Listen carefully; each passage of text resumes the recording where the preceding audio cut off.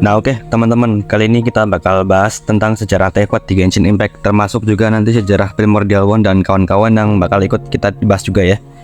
Pembahasan ini sebenarnya udah agak basi ya, karena YouTuber lain udah pada bahas ini jauh-jauh hari sebelum saya.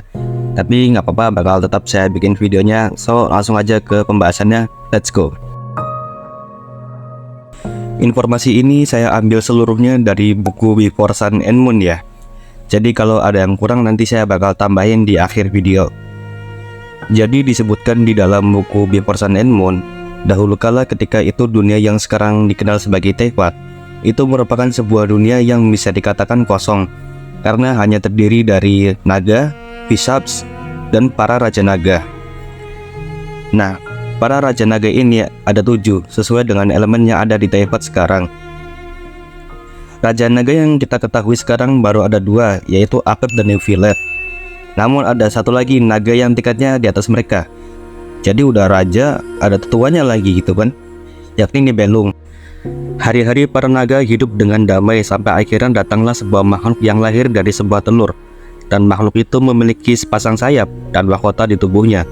Siapa lagi dia kalau bukan sang Primordial One.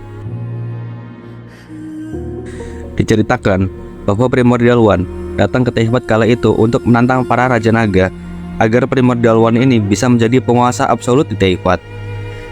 Ketika melawan para Raja Naga ini, Primordial One membuat keempat bayangan dirinya sendiri atau biasa disebut dengan Shades. Nah, diteorikan keempat Shades ini adalah yang pertama yaitu Shades of Life, lalu yang kedua itu Shades of Death, Shades of Time, dan Shades of Void. Nanti saya juga kayaknya bakal bikin video teori tentang para Shades ini ya. Oke, lanjut dulu ke topik utamanya.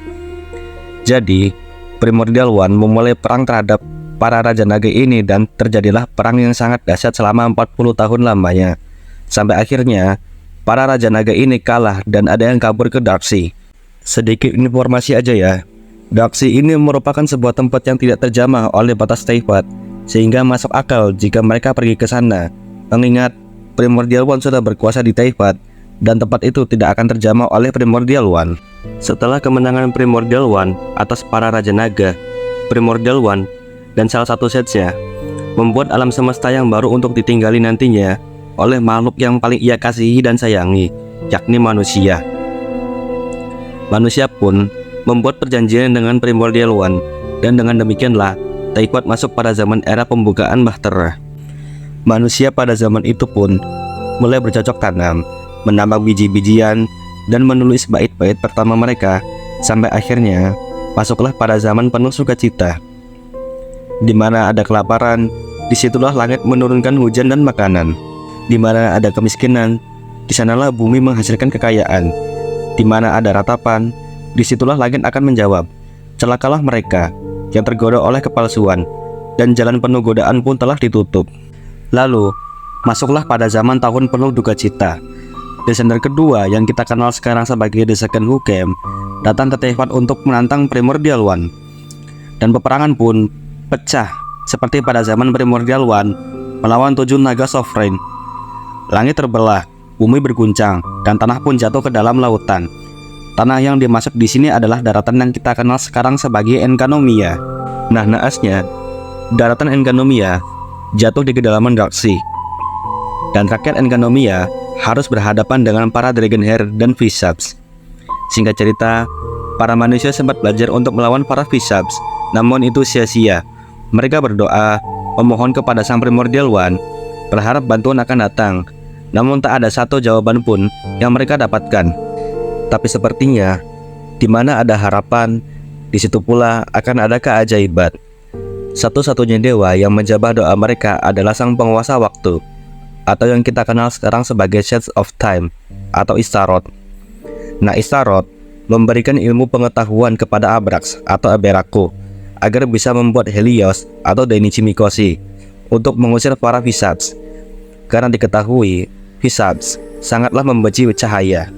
Singkat cerita, setelah pembangunan Dainichi Mikoshi, ada sekelompok orang-orang korup yang ingin memerintah Enkanomia, dan pada akhirnya mereka digulingkan oleh sesosok dewa ular yang ditemui oleh anak kecil. Dewa ular itu tak lain tak bukan adalah yang kita kenal sekarang sebagai Orobashi. Dan Orobashi pun membawa orang-orang Enkanomiya ke permukaan, dan tibalah mereka di Pulau Sangonomiya atau Watatsumi Island.